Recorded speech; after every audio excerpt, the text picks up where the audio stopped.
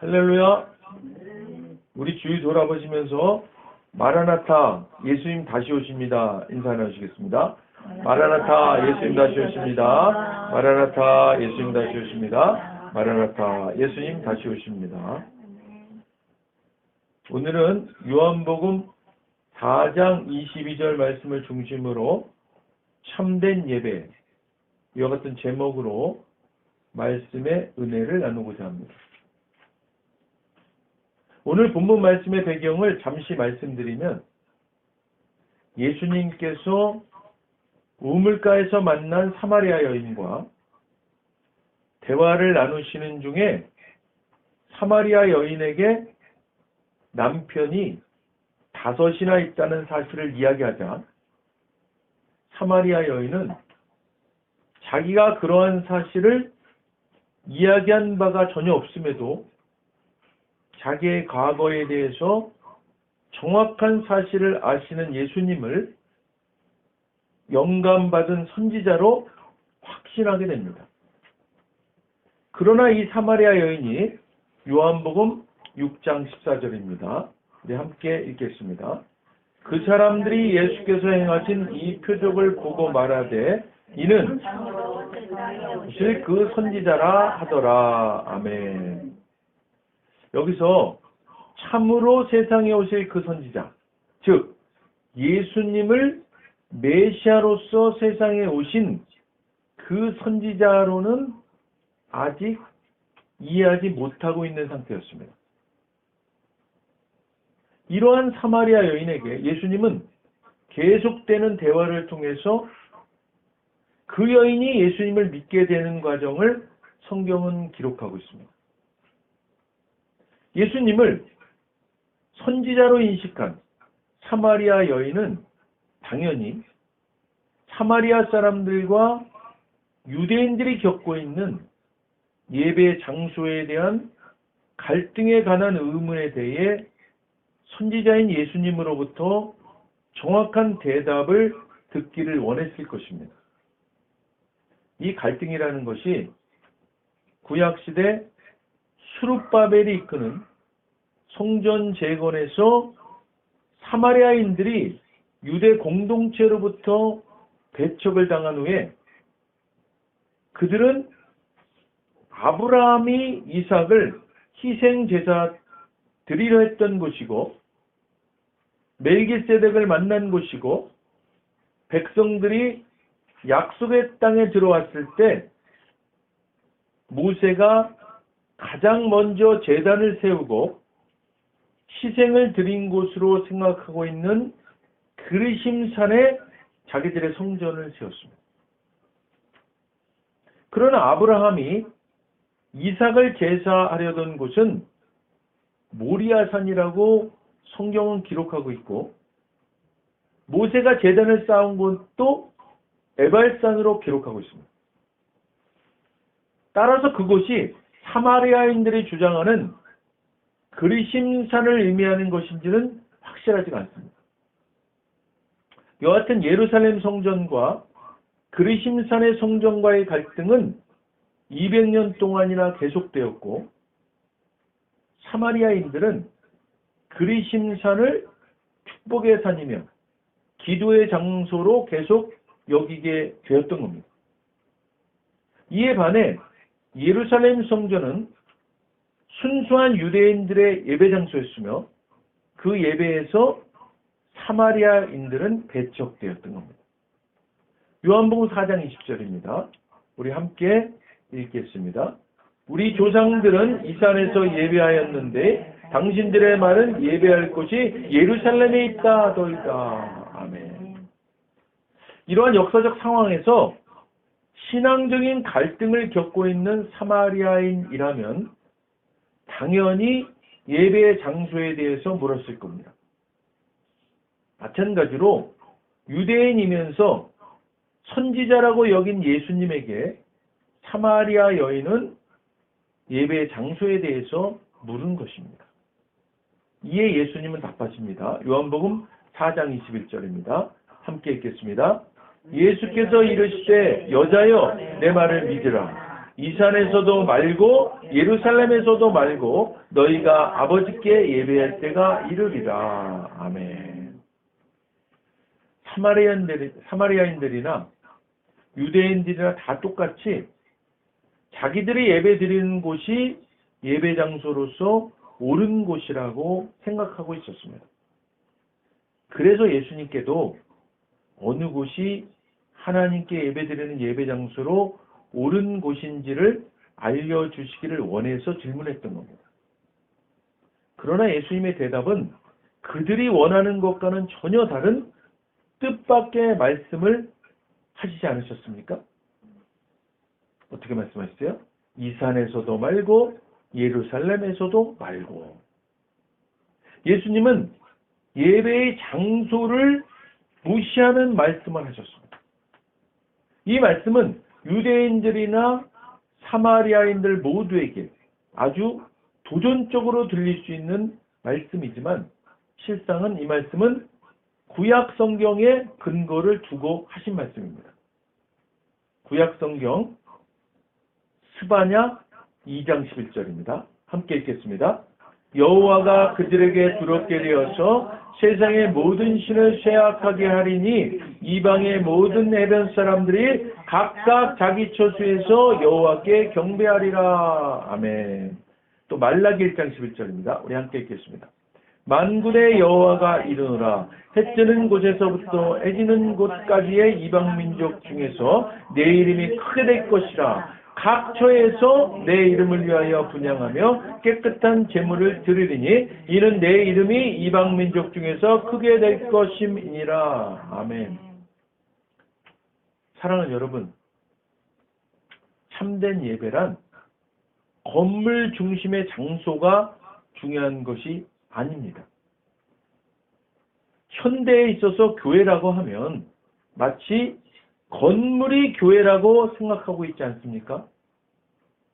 그래서 많은 한국 교회의 교회들이 성전 건축이라는 이름으로 아름답고 크고 웅장하게 짓는 일에 몰두한 것이 사실입니다. 그러나 예수님께서 분명하게 말씀하십니다. 그리심산도 아니고 예루살렘에서도 아니다. 예배 장소라는 것이 구약의 성전 같은 개념이 아닌 것임을 분명하게 말씀하신 것입니다.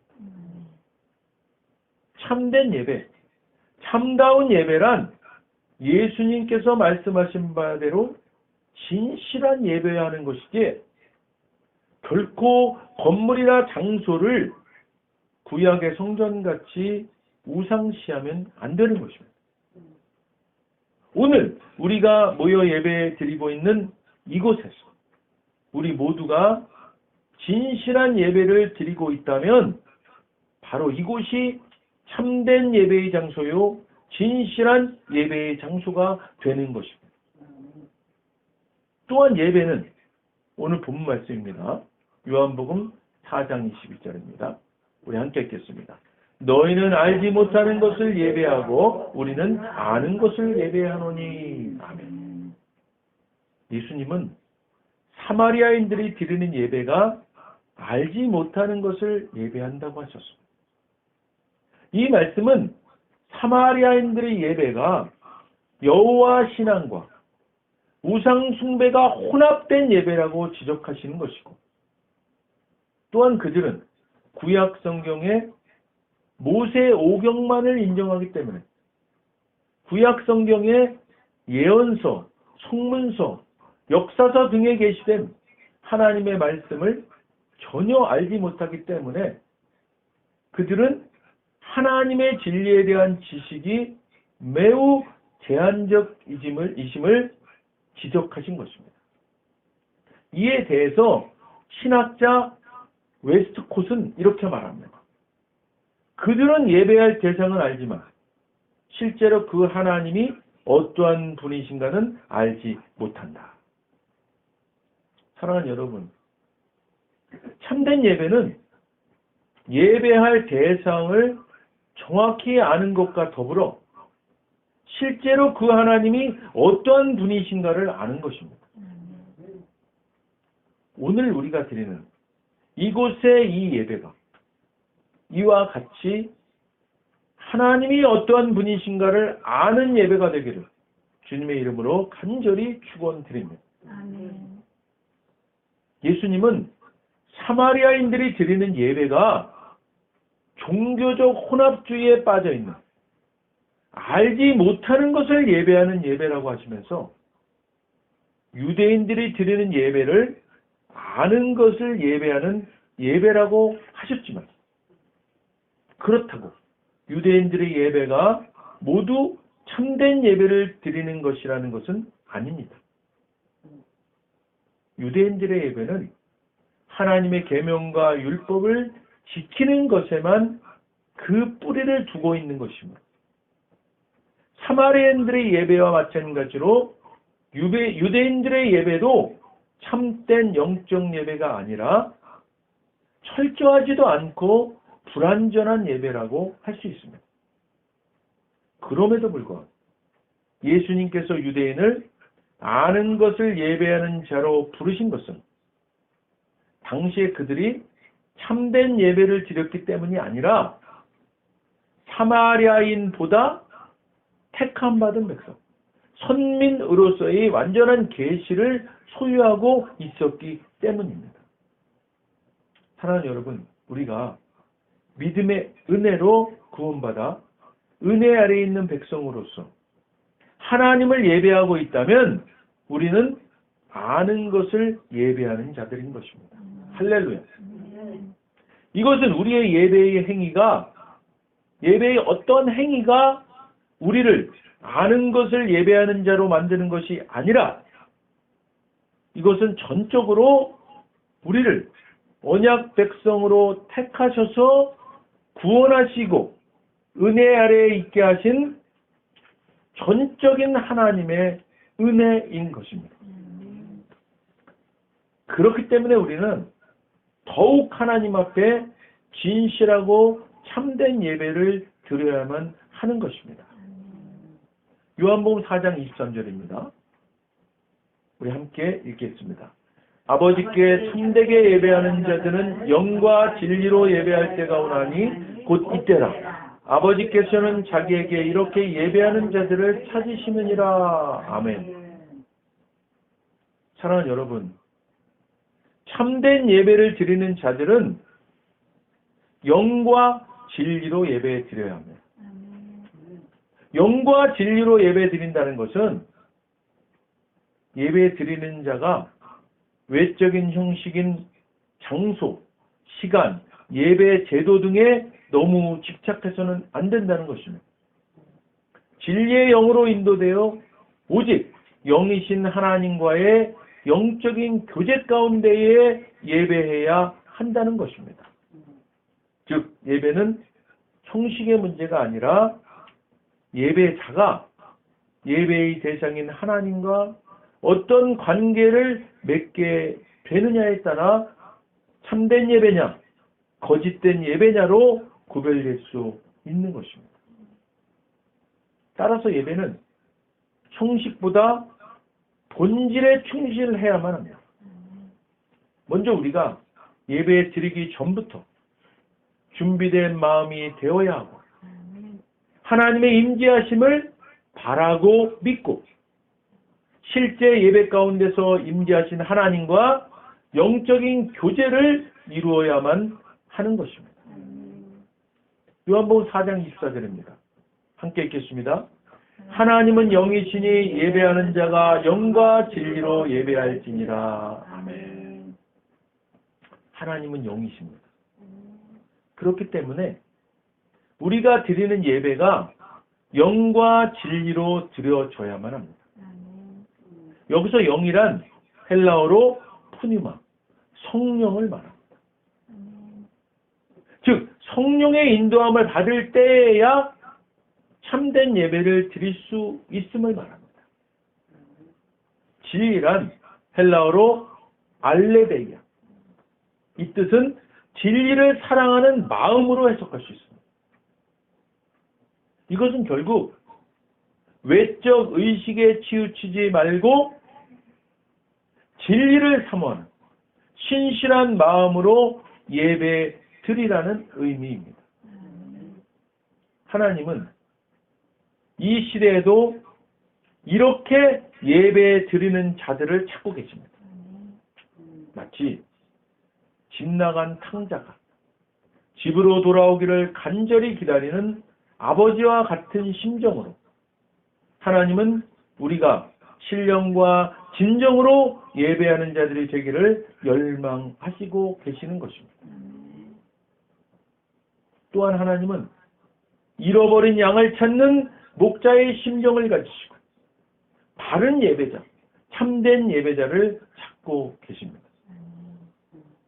사랑하는 여러분, 기독교가 다른 종교와 완전히 다른 것이 무엇입니까? 다른 모든 종교들은 사람들이 노력하고 찾고 바라는, 그래서 아래로부터 위로 뭔가를 간구하고 요구하는 그런 종교이지만 기독교는 유일하게 절대자이신 하나님이 먼저 찾으시고 택하시고 인도하시고 바라시는 위에서부터 아래로 향하는 놀라운 사랑과 은혜의 종교인 것입니다. 유일한 종교입니다. 이처럼 사랑이신 하나님은 오늘도 영과 진리로 예배드리는 예배자, 참된 예배자를 찾고 열망하시고 계시는 것입니다. 할렐루야. 기도하겠습니다. 먼저 오늘 아직 예수님을 구세주로 영접하지 않은 분이 있다면 그분들께 오늘 하나님께서 말씀하십니다. 나는 너희를 사랑하기에 내 아들을 너희에게 주었다. 예수님이 우리를 대신해서 십자가에 못 박혀 죽으셨고 우리를 위하여 우리를 대신하여 죽으셨습니다. 그 결과 거룩하신 하나님의 모든 정죄함과 처벌이 우리가 아닌 대속제물이신 예수님께 떨어졌습니다. 성경에 기록된 바 하나님은 거룩하신 동시에 사랑이십니다. 그래서 우리를 사랑하셨음에도 그의 거룩함을 더럽힐 수 없었죠. 누군가가 대신 죽어야 했습니다. 그래서 영생하시는 예수님께서 보좌에서 내려오사 인간의 아기로 태어나셨죠. 죽기 위해 오신 겁니다. 완벽한 인간이신 그분이 흠 없는 인생을 사신 주님이 우리를 위해 흠 없는 순양이 되셨습니다. 십자가에서 우리 대신 죽으셨고 3일째 되던 날 부활하셨습니다. 아직 예수님을 영접하지 않으셨다면 이 기도를 따라하시길 바랍니다. 돕는 마음으로 다 같이 따라하시겠습니다. 하늘에 계신 아버지, 하늘에 계신 아버지, 얼마나 멋진 선물을 제게 주셨는지요. 얼마나 멋진 선물을 제게 주셨는지요. 주 예수 그리스도를 보내사 주 예수 그리스도를 보내사 십자가에서 죽게 하셨고 십자가에서 죽게 하셨고 저의 대속제물로 삼으셨으며 저의 대속제물로 삼으셨습니다. 예수님은 내 죄와 예수님은 내 죄와 저주와 처벌을 받으셨으며 저주와 처벌을 받으셨습니다. 그 모든 것이 십자가에서 그 모든 것이 십자가에서 완결되었습니다. 완결되었습니다. 오늘날 예수님이 오늘날 예수님이 죽음에서 부활하셨기에 죽음에서 부활하셨기에 나는 예수님 안에서 나는 예수님 안에서 하나님 앞에 설 수 있게 되었습니다. 하나님 앞에 설 수 있게 되었습니다. 하나님의 은총을 받고 하나님의 은총을 받고 선하심과 복의 면류관을 씁니다. 선하심과 복의 면류관을 씁니다. 예수님은 이제 나의 구원주이십니다. 예수님은 이제 나의 구원주이십니다. 예수님은 이제 나의 주님이십니다. 예수님을 대하여 주님이십니다. 하나님 아버지, 저를 구원해 주셔서 감사드립니다. 하나님 아버지, 저를 구원해 주셔서 감사드립니다. 예수님 이름으로 감사하며 기도드립니다. 예수님 이름으로 감사하며 기도드립니다. 아멘. 오늘 진심으로 따라하신 이 영접 기도가 믿어지는 은혜가 임하신 분 구원 받으셨습니다. 할렐루야.